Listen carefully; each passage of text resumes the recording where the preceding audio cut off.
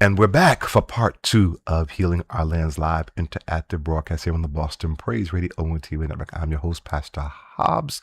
Just did an interview with Charles Rosario, aka Castro, who one of the things he's doing is advocating for raise the age to vote in the state of Massachusetts.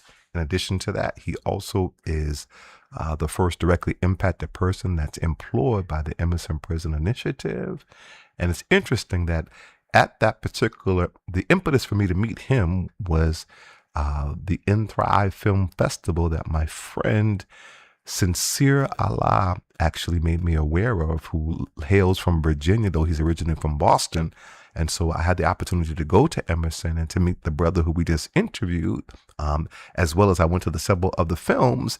And one of the people who actually wrote one of the films, I guess he's done several, who's here with us for part two. So the sovereignty of God actually had it back to back, because I met this brother via the In Thrive Film Festival. And he has, I'm going to just flow because we're doing this kind of organically, so bear with me as we literally just ended one broadcast going right into the other broadcast. In fact, he has a trailer that he wanted to give me that I'm not in a position to be able to program, but we're just gonna flow. So first and foremost, how are you, my friend? Thank you for being with us, and thank you for dealing with just some of the challenges we've had with being able to actually have this conversation. Thank you for inviting me, Reverend Hobbs. It's my pleasure. So if you would not mind telling our listening and viewing audience just a little bit about who you are, about your journey that brought you to where you are today, and the film. It's called Holding Up the Sky. Holding Up the Sky. So give us a little bit about, again, who you are, the impetus that brought you to do what you do, and then the film. Well, I'll start with who I am, since that's, I'm a filmmaker. I make only documentary films, and I also teach at Emerson College. Mm-hmm. I've been teaching for close to 25 years now. But the films that I make, generally speaking, have to do with social issues, environmental issues, that kind of thing. Mm-hmm. So my background is I was a teenage terror. Okay, you? And I was given a choice of going to jail or joining the Army. Okay. It was a clear choice. Okay. So I joined the Army. Okay, I was in the Army as well. Thank you for your service. Thank you for yours. You're welcome. So I wound up joining the 101st Airborne Division. Wow. And was stationed for a while at Fort Campbell, Kentucky. And this was 1961 through 1964. Mm-hmm. And the utter racism that prevailed in that part of the country, and even at our Army base, woke me up to see things that were not fair at all. Mm-hmm. I grew up right here in Brookline, actually. Mm-hmm. And I did not witness the kinds of things that I experienced down south. Blacks only restroom, theaters in Hopkins, Kentucky, where there was a separate entrance for the blacks and a separate entrance for the whites. And, this was all new to me. Sure. And I also found racism rampant. Like I was in a recon platoon, and my platoon sergeant, who I loved, Army Ranger, Airborne Ranger, was arrested and beaten up for protesting segregated seating at a local Shoney's Big Boy. And I witnessed all this stuff, and it kind of changed me. Sure. And this was during the beginning of the civil rights movement in the South. And I just witnessed so much that when I got back, I felt, this was during the Vietnam War, I felt I really needed to use my skills. Well, I started jumping out of an airplane with a camera. and my sergeant major said, Corporal Nesson, you are now the PIO guy for our battle group, 502nd Airborne Battle Group. So I had to write stories. And that got me into chronicling events and personalities back then. And I started writing about these kinds of racial, horrible situations. And bottom line is, I got out of the Army and I went to Boston University. And eventually I picked up a camera and majored in film. And I felt that the camera was a tool for social change. Mm-hmm. And that was back in the 1960s. Mm-hmm. And I went to work after school for WGBH. Oh, wow. Okay. And I worked for a long time freelance Mm-hmm. as assistant cameraman, assistant editor, then eventually camera editor and so forth, producer, director. And that gave me the tools that I need to be an agent for social political change. Mm-hmm. And full circle, I've made a lot of films, and my latest film is Holding Up the Sky. And Holding Up the Sky follows two guys who each, as teenagers, made bad mistakes. The principal character is a guy named Ed Jordan, who comes from a loving family, grew up in Roxbury, a brilliant father, brilliant mother, no trouble at all, until some kid harassed him continuously, beat him up in the schoolyard. And finally Ed armed himself with a knife, and the kid came after him again, and Ed stabbed the guy when Ed was 17 and killed the guy. So he was arrested, convicted, and sentenced to life, 15 years to life, and thrown into one of the most violent prisons, Walpole, as a 17-year-old. Mm-hmm. Full circle, while he was in there, he started taking courses Mm-hmm. and getting his GED and getting some college education, and he took up welding inside, not Walpole, but Norfolk. Mm-hmm. And he got his welding certificate. At the same time, this other guy, Jimmy Costello, who was a victim of Father John Gagan of the Globe Spotlight.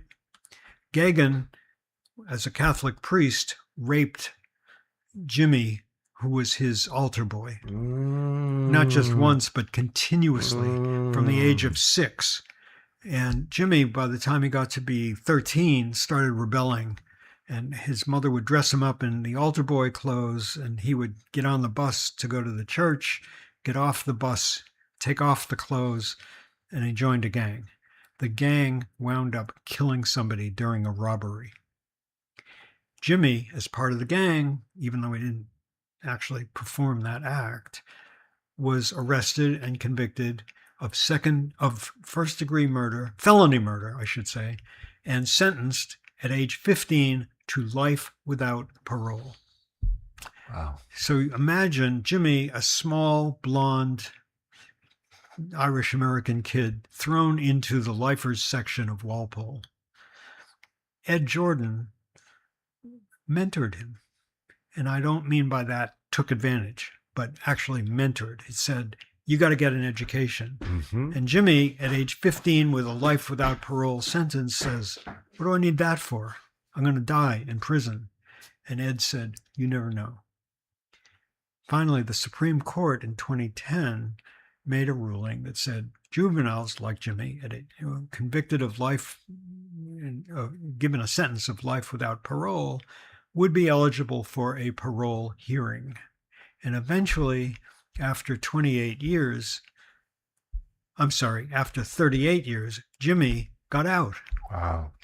He also had studied welding inside prison, and Ed sponsored him as an ironworker. They both joined the Ironworkers Local 7. By this time, Ed had become a journeyman welder, a journeyman ironworker, and formed his own company where he hires ex-prisoners as part of his team. So he's got a minority-owned business, big construction company now, and he hires other ex-prisoners to work for him. Wow. Who and what is his name? His name is Ed Jordan. Ed Jordan. And what is the name? Is there a particular organization or entity that if people are interested who are to be employed by him, since he's hiring people who are directly impacted? Yeah. Well, he hires iron workers. Oh, specific iron workers. Yes. Okay. And he's a union shop. Okay. But he's got a company, A Plus Welding. A Plus Welding. Yeah. It's amazing. And it's an amazing company. They've got a contract right now at this very moment to build a new education building up in Danvers, Massachusetts. And he's got a lot of guys working on the steel under his supervision. That's amazing. I think, it's interesting. A few things. One, the free workforce development that in carceral settings, the prison industrial complex is designed to produce, right?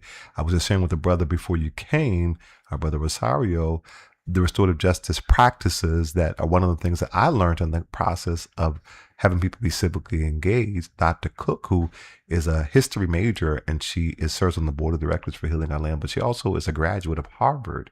And so the grant we recently got that's just actually a year and a half ago now from Harvard to address its role of its legacy of slavery, right? Afforded these reparative grants with community partners. And so we were awarded a grant with Harvard to restore the rights of people serving felony convictions to vote in the state of Massachusetts that was taken from them in 2000 because, to your point, at MCI Norfolk, the African American Coalition Committee, before they were actually courting elected officials or people who were running for elected office to come through, and they were offering programming that was rehabilitative and more about custody and care and transformation as opposed to pain and punishment.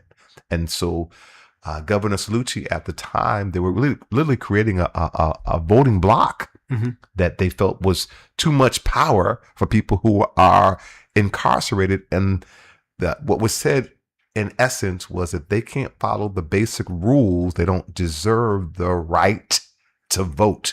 And so that was stripped from them. And literally it takes a constitutional amendment to restore that right in the state of Massachusetts because a governor of the state stripped it from folks in Massachusetts. So there's a piece of legislation called Senate Bill 524 that Senator Liz Miranda recently filed that sits in the Ways and Means Committee right now. And we're encouraging everyone to call your senator and other senators that you can influence to favorably pass this piece of legislation. Call it to the floor for a favorable vote to be passed, that it would re-enfranchise people who are serving felony convictions to vote while they're incarcerated in presidential elections and municipal elections. We still have to fill the gap of state elections, but at least that's a large voting block that will be re-enfranchised, that was disenfranchised simply because they were exercising their right to vote.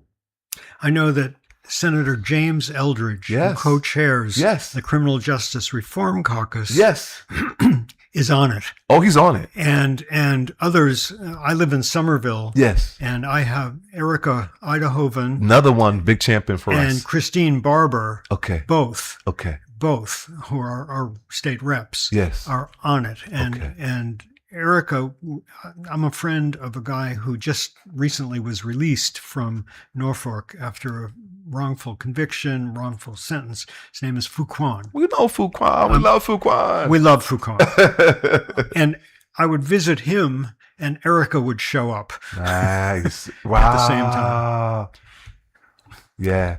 It's amazing. No, so it's so interesting because I met Ricky Fuquan. Yeah, Ricky McGee. Ricky McGee. Right. Thank you. Ricky McGee. So I met him while he was at MCI Norfolk at the AACC. Yep. Right? I've gone with Representative Holmes on numerous occasions. I actually am a volunteer with the DOC very specifically to support the AACC as a volunteer, but they're sorting out some of the rules, if you will, because though they're supposed to have volunteers, there's some pushback with saying that they're self-help programs and they don't have volunteers, and I can volunteer for the institution, but not specifically for for the AACC. So State Representative Russell Holmes is working to sort that out with the new commissioner. I see. So we're working that out. But nonetheless, so that's my first meeting with him, and he was brilliant. And we worked with his fiance to support them in the movement to get him actually freed. And now we know that he's back in community. And so I'm so happy to hear that you're connected with him. I went to his parole hearing. You did? And he had the 6 people on the parole board transfixed with his brilliance. Yes. Another thing about it is while he was in, he had an earlier relationship with a woman named Hobbs. And he was creating curriculum for other people inside as well as for kids on the street. And he would write these things up, and then he would use the prison telephone to call Haja, who would then type it up on her computer. And I filmed him inside prison, and I filmed him talking to Haja at Haja's apartment. And so we've got all this footage of Fuquan being brilliant. Now I am creating with others a graphic novel based on the film Holding Up the Sky, and he is our education consultant. Wow, that's amazing. So talk more about this Holding Up the Sky. Holding Up the Sky came about after my students at Emerson did a film about 3 guys who worked for Haley House Cafe. They had each of them spent time in prison, and Haley House gave them an opportunity to train as food service workers and get their foot on the economic ladder. This is the film that we saw at Haley House. Yes. And when we premiered that film, I realized this is a subject that much more needs to be done about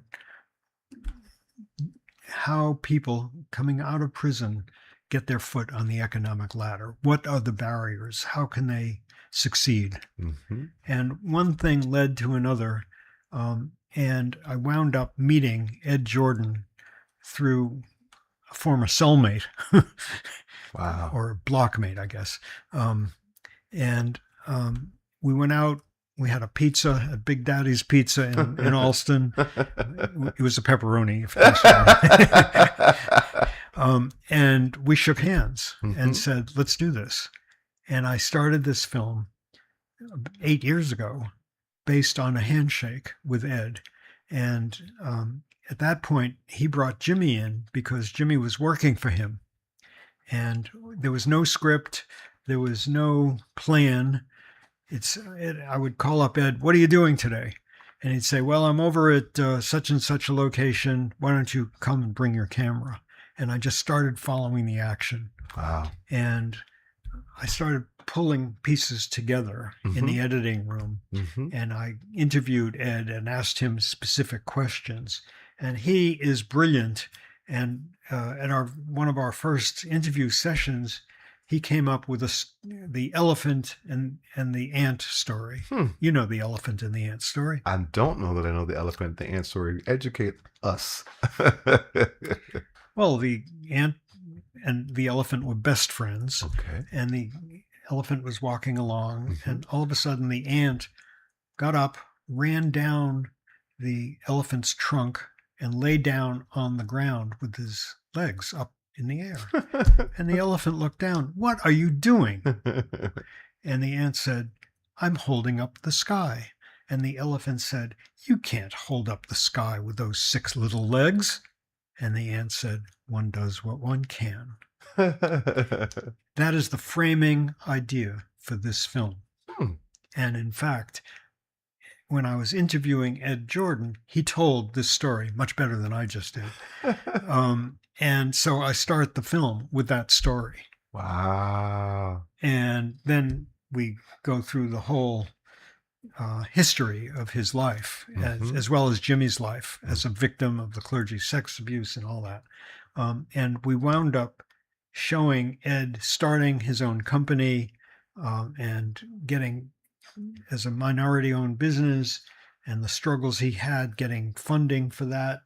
And now he's a successful iron worker and he gives back. Wow. And so the full story, the full curve of the story is he's a young kid, he makes a mistake, and now he gives back. And he's highly successful, but both he and Jimmy are on lifetime parole. Lifetime parole still. Yes. And the problem with that is it is an utter constraint on his freedom. He's been out much longer than he was in. He was in for 19 years. He's now 61 years old. And the improper intrusion of lifetime parole into his life is just profound. Here's a successful guy, a businessman who helps the economy, helps other people, helps his family, and he still has to report to the parole officer, have a blood and urine test, drug test. He can't travel without signing out, all of the above. It's crazy in his 60s. That is crazy. And I know that's one of the pieces of legislation that is priority from the African American Coalition Committee is removing life without parole. So this brother, you're saying he's out because of the men. Is it the Mattis? No, he is out because he was paroled, but he still has lifetime parole. Although he's going up for another hearing in July, where I'm testifying on his behalf to end that sentence. Jimmy Costello, who, as I said, was 15 when he went in, he is also on lifetime parole, and he's close to 60 now.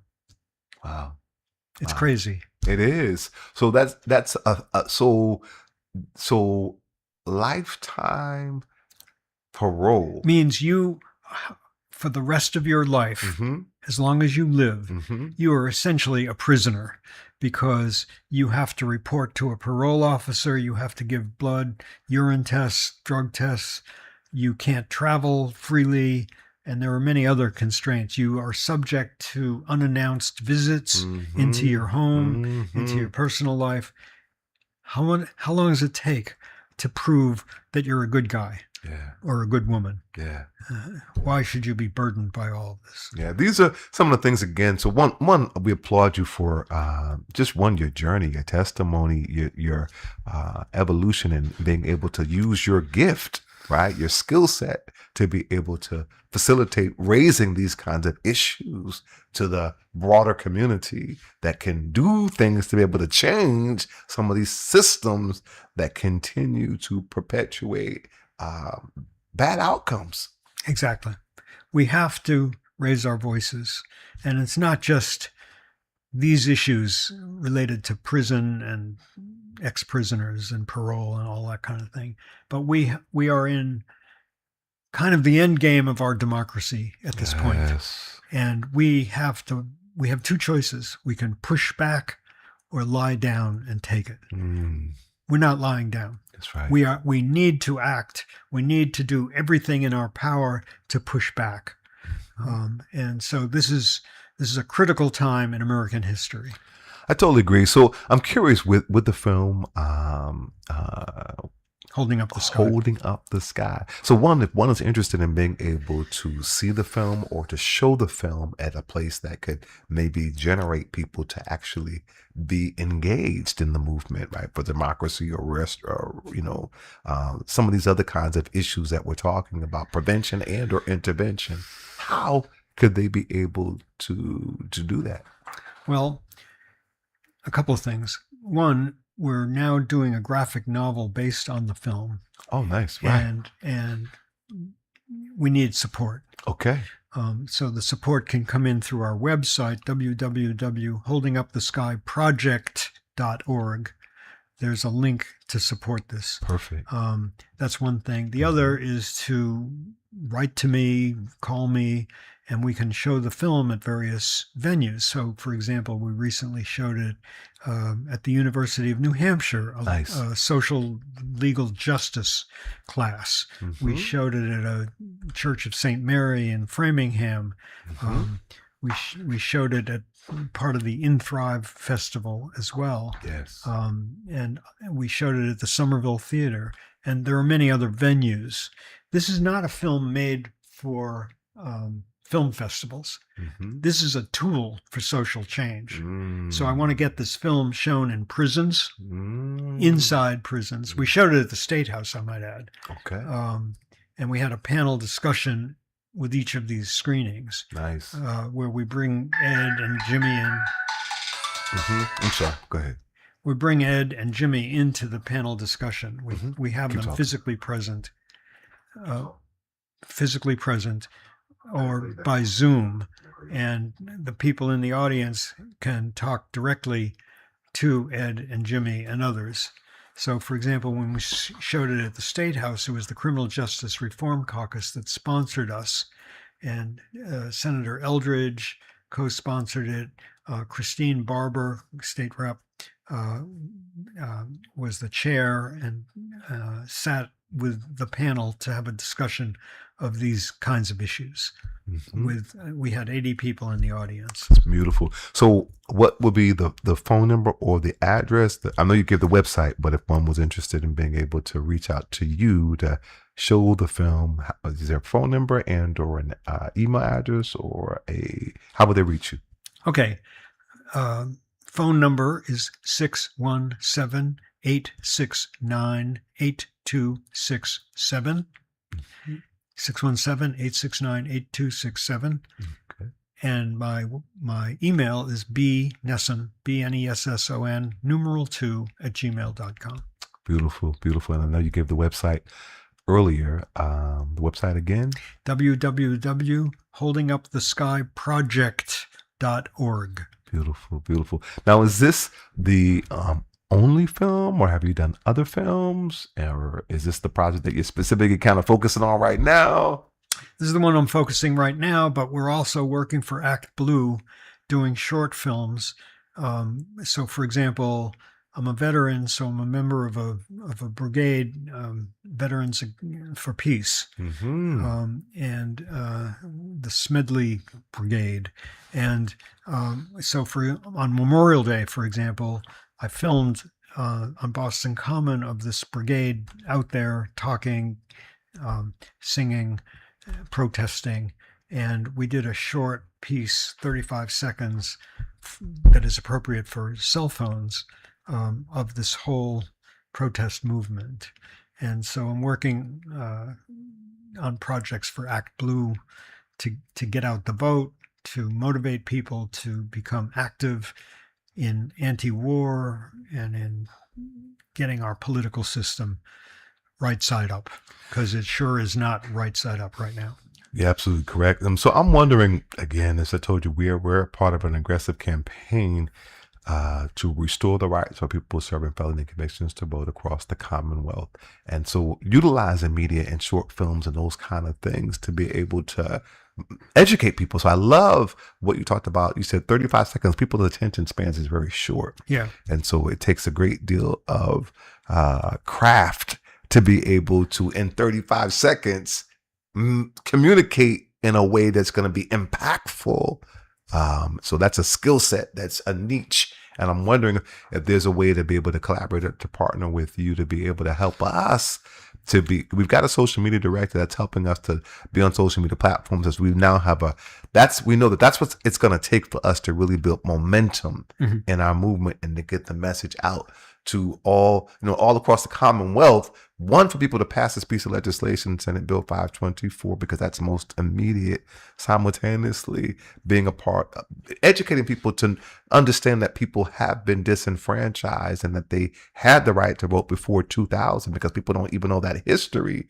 Not to mention the fact that the 13th Amendment of the U.S. Constitution for broader incarceration, that how this is a relic of slavery and very intentional for a free workforce free workforce, right? So it's a lot, but if there's a way to be able to partner with you with our movement to be able to make short pieces of ways that we can do education that will be impactful to have people to then join our movement, that we can also go through other counties throughout the Commonwealth to do what we're trying to build, a robust model in the Suffolk County. I love that. So let's do it. Wow, that was easy. I'm so glad I asked. So, and it's interesting. I'll tell you, I'm curious, where did you do your basic training at for the Army? Fort Dix, New Jersey. Fort Dix, New Jersey. I was born in East Orange, New Jersey. So that I did my basic training in Fort Knox, Kentucky. Right. And I did my advanced individual training, or AIT, for a medic in San Antonio, Texas. And I heard you say you did yours where? Well, AIT was also at Fort Dix, but jump school was at Fort Benning. Oh, okay. All right. Cool. And so it's very interesting. I loved being a part of the military. I'm curious what your experience was. I heard you say some of the racial kinds of stuff, and I'm sure that that's unfortunately, you're probably a little bit older than me. How old are you? I'm 61. I'm quite a bit older. You could be my son. Okay. I'm 84. And you look great. Thank you. That's amazing. So yeah, I'm sure it was very different, that in that period than when I went in, but nonetheless, still the discrimination and so forth. In fact, I'll share with you that I was actually basically kicked out of the Army, though I loved being in there, and I was soldier of the cycle, and so I did well, and in fact I was part-time, or what do you call reserves, and I was getting ready to be deployed actually to sign up to go full-time, because I wanted to do it for 20 years and retire. I love the camaraderie, I love the discipline, and so unfortunately, the whole trajectory of my life was changed as I went into the military for the educational benefits. I was married at the time and needed support. Like, I'm going to school. It's expensive to pay for school. I said, well, let me go into the military. They can pay for my schooling, and I'll be able to support my family and myself. So with that said, unfortunately, I contracted HIV during the process of serving. And that time, in the 80s, when HIV was a death sentence and a lot of fear and ignorance because of ignorance around it, I immediately, as soon as I tested positive, because you get tested frequently, and so I was tested, and I literally was pulled out of the room with my comrades to go into a private room to get the results of my test, that it came back positive. Hence, I damaged their government property, being myself. So as a result, I was dismissed immediately. My benefits were cut off immediately. Half of the bonus they paid me, I had to pay back as they began to garnish my disability as my health started to decline with this diagnosis. They basically were like, cut off all your benefits, though you signed up to die for your country. Now I'm getting a death sentence and I'm kicked out and my benefits are cut off, and I was discharged with a status of uncharacterized. Not medical, like any other medical, that everything would have stayed intact. But because of the ignorance and the fear at that time, it was called uncharacterized. It wasn't medical, it wasn't honorable, it wasn't dishonorable. It was uncharacterized. It remains uncharacterized to date. Can you go back and get that changed? I'm trying. And there's a gentleman who I met most recently. I did a forum about mental health, and he was there, and he offered to help me. And I'm hopeful that will actually help him happen. But it's been really challenging to try to get my DD-14, my records and so forth. And then just to get the support, like there's entities like Harvard that are supposed to help getting a discharge status upgrade, but you leave messages, they don't get back to you. Well, we've got Hegseth. What's that? Hegseth is now running. He's the Secretary of Defense. Yes. Secretary of War. Yes. Now called. Yes. Hegseth. Yes. And he is a racist to begin with. Pardon me, this is going out off. It's okay. That's your perspective. But he is not going to help you. Well, and there it is. So we'll see what happens, right? But the truth of the matter is, so first of all, they actually put a lien on my disability. to pay back my student loan, right? It was crazy. I literally had to go to an agency, GLAD, interesting enough. I think it's for gay and lesbian advocates, defenders, or something like that. Yeah. And I was referred to them by AIDS Action Committee. And I was able to go to them, and they were actually able to stop the lien that was being put on my disability to pay me back actually everything that they took from me, and to stop garnishing my, and to pay back what they took from me. And I believe they may have canceled my student loan. So that was one battle that was fought and won. This is before this current administration. So now the next fight is actually to get my discharge status upgraded, and I believe in God will give me favor even in spite of this gentleman. But to get my discharge status upgraded to medical at least, or honorable, right? And that my benefits will be reinstated, inclusive of my life insurance, which is one of the most important ones for me, because now I have a pre-existing condition that's, that makes it more difficult for you to be able to get life insurance. When I had life insurance that was taken from me because I was kicked out because of my diagnoses. So as a person who's, also in the Army or been in the Army, this is another whole issue, because I really feel like there probably should be a class action suit, because I'm sure there's so many people that, like myself, were at that time pushed out. And thanks be to God that I had a relationship with God and a strong faith that I was not suicidal. Because again, this is the birthing of our organization, was Healing Our Land, came from a support group of HIV positive men of color that I was a part of, but facilitated the support group. And hearing in Massachusetts, these Black and brown and poor men who have this death sentence and could not disclose their status, though you could get medication. What you couldn't do that was integral to your healing process is disclose your status in the context of your race and your faith.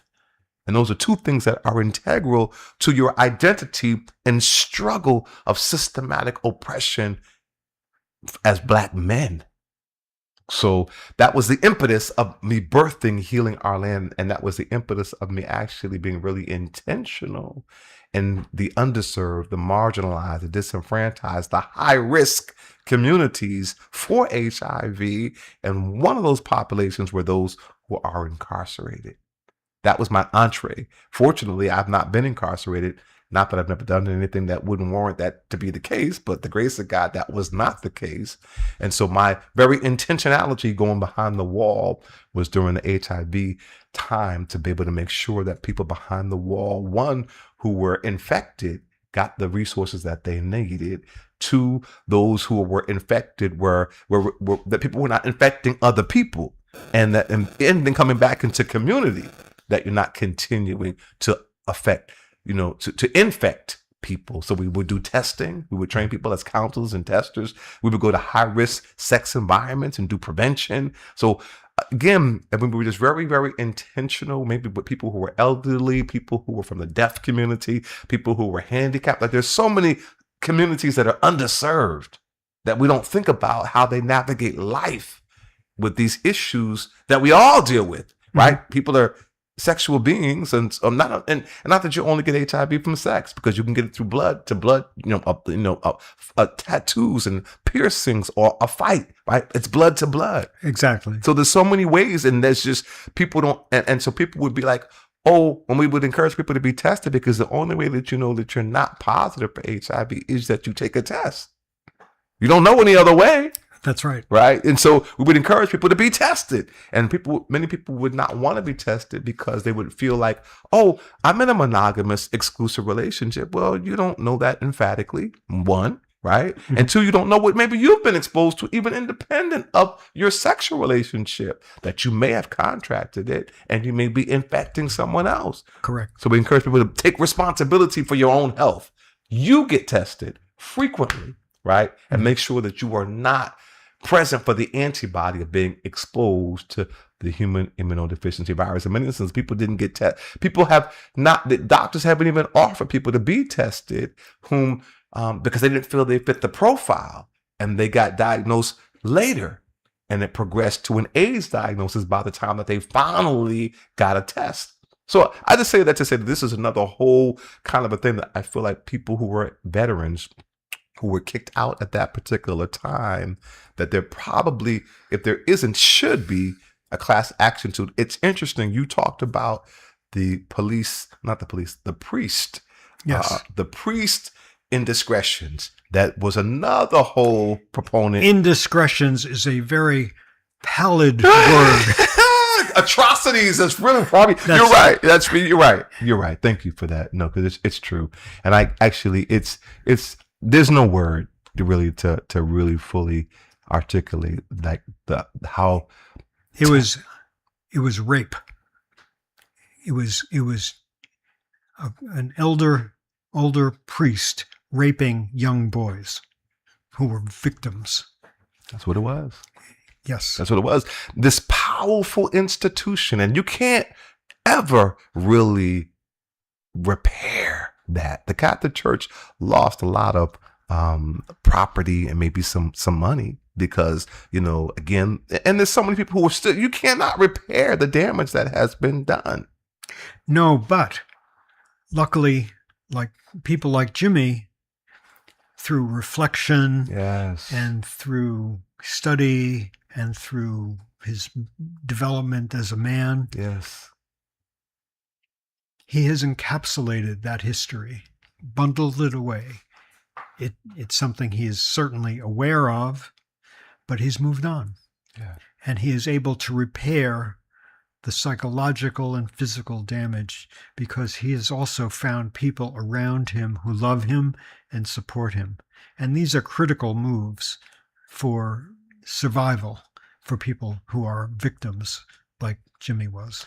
I love that, man. I love that you said that. And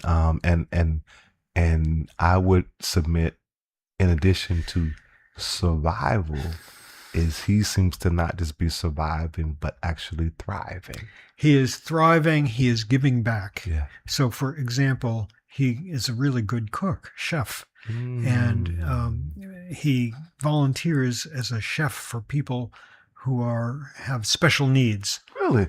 Yeah. And he will concoct food which is delicious, sure, but which helps them. Wow, with special needs. Yeah. It's amazing how we can lean into, from our perspective, God, to turn tragedy into purpose and pain into purpose. I think that we live our lives and have experiences which impact us in our development of our thinking, yes, development of our understanding. Sure. And going back to the Army, yes, that was critical. Yes. It was critical because I saw so much. Yes. I was appalled. Like one time I was sitting in a cafe, a little restaurant outside of Gate 4 with a couple other guys from our recon platoon. And three guys in Air Force uniforms, black guys, walked in on a Sunday morning to have breakfast. And the owner turned them away. And it was outrageous. They're in uniform, they're serving the country, and this guy threw them out of the restaurant because they were black. Wow. And, I grew up in Brookline, as I said earlier, and I never experienced anything like this. And it changed me. I said, and also I am Jewish, or at least culturally, not theologically, but culturally. Yes. My family is from Ukraine and Lithuania. Those who survived the Holocaust came here, yes, or they came here like early 20th century. Most of them. And so I understand that family history of people being killed because of who they are. And when I was in the Army, people a couple of guys, would hate me because I was Jewish. Really? And they would really be up, like, I'd like to kill you. Wow. And just like in the Army, if you really hurt somebody, you could be accused of damaging military property. Oh, really? Yeah. Okay. And, at that time, I was young and strong, and I did not hesitate to damage military property. Hilarious. And these were learning experiences that have shaped my life. Yes. And I feel that I have a mission, and my mission is to make positive changes in our society. And right now, because of the political situation that we're in, this is very challenging. Very challenging. But one thing I urge my friends to do is get out the vote. Not just here in Massachusetts, but in other states, Virginia, for example, where there are close races all around the country. And we need to put people in office who will push back. I totally agree. And I think also we need to encourage people in that category of people who will push back. Congresswoman Presley often says that people closest to the pain are close to the solutions, something to that essence, the essence of that. And so, as you know, her husband, Conan Harris, is directly impacted. And so we're encouraging people whom are directly impacted, to run for office as well. It's interesting, though you cannot vote presently in the state of Massachusetts, if you're presently serving a felony conviction. I always want to underscore that, because you can vote if you have a felony conviction and you're released and you're on probation or parole. You can vote in Massachusetts. If you're waiting and you're incarcerated pre-trial or sentenced for a misdemeanor, you can vote. The only way you cannot vote is if you're operative word is presently serving time for a felony conviction. Yep. With that said, you can run for office with a felony conviction. That doesn't preclude you from running, though you can't vote. As ludicrous as that is, our commander-in-chief right now happens to be a person who I believe has 43 felony convictions. Yes, and don't even get me started. Go ahead. Go ahead. You got like 7 minutes, but but I hear you, and all I'm saying is that we're encouraging people to run, and our jail-based ambassadors from the Suffolk County actually have encouraged a gentleman who's directly impacted, who now works in the Evolve program. That's a model vision of Sheriff Tompkins that's really about custody and care. They're more dorm type styles. There's therapy, there's art, there's a therapy dog, there's art therapy, they're working with BMC to address trauma and treatment, right? And care, as opposed to pain and punishment. Exactly. So it's a robust model that needs to have more resources, be amplified, and from my perspective, become the model in the Suffolk County, because it's only in the jail. It's not even in the Suffolk County House of Correction, but it should be in the House of Correction, and it should be ultimately replicated throughout the entire Commonwealth. So this is a robust model that we're endeavoring to create. With that said, that jail-based ambassadors, many of which are waiting pre-trial, who are not sentenced, so they don't even get good time. They don't even have to do this because there's no programming for those who are waiting pre-trial, but they choose to be engaged in this, and they're now educating other people because they're realizing they're having a voice, and they're now encouraging people to run for office. And one of these gentlemen who's directly impacted, who works for the Evolve program, is considering running for sheriff in 2028 of the Suffolk County. And if people get excited enough around his candidacy and vote, because we've got a dismal voting block outside, right? Dismal is the right word. There are a lot of people, and including a lot of people who are members of certain churches, who are discouraged from voting. Yes. Not to name names, but I know people who are upstanding, progressive citizens who don't vote because the church says don't vote. Really? Yeah. Wow. That's interesting. I did not know. So I didn't know. That's interesting. The churches. So I'm curious, because I've not heard that, what you're saying, that the church as an institution, as part of a policy. It's part of a policy. Yeah. Certain religions Mhm. are saying that you should not be engaged in in democracy at all. That's correct. Wow. And I can back that up. And I don't want to name names Sure, no, I got you. publicly Sure, on got- radio. Sure. But I know people That are saying intimately that's who their are of that church who don't vote. sure. And it drives me crazy because these are fabulous people. Mm, But we need everybody to get out there and be part of the system. Everyone. So help me to understand. That's one thing of like your religious aspirations, and I think that's challenging, and because we have to be engaged. And the Bible says, "Render unto Caesar of the government things that are Caesar's, and unto God the things that are God's." Even Jesus, like, they paid their taxes. So anyway, like, that's another whole conversation. But how about for the people whom are registered voters? Because this is Who don't vote. Who don't vote? Like, you obviously buy into the process or the ideal because you're registered. We're not even talking about people who are not engaged for whatever reason. People feel, what does it matter whether I vote or not? And we need to address those feelings and convince people that every single vote counts. Now, here in Massachusetts, this is a blue state, but there are a lot of states that are purple, and every single vote counts because many of the races in those states are razor thin. The results are razor thin, one way or the other. And I appreciate that. So, but even if you're talking about, it's not even just about state elections, because even in municipal elections, right? Yeah. And this is what's closest to us, right? Is municipal. And I would submit that right here in Boston, Julia Mejia, at-large city councilor, she had to have a recount because she literally won by one vote. That close. So whenever people say my vote does not matter, I love to go to that story because that's right here locally, right in the city of Boston. Yeah. That's how razor thin it was. And it was two candidates in the same party. So we're not even talking about Democrat, right, Republican, or what party. There were two candidates and the race was so close.